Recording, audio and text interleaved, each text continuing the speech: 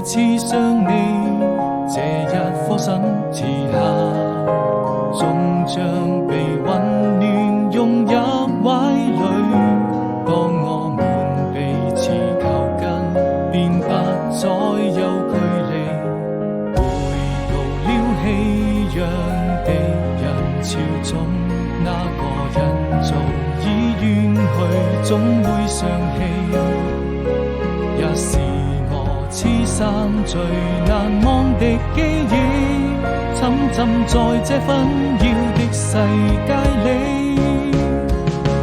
當我逐漸迷失自己，感謝能遇見你，每次擁抱之後卻留下無聲的嘆息。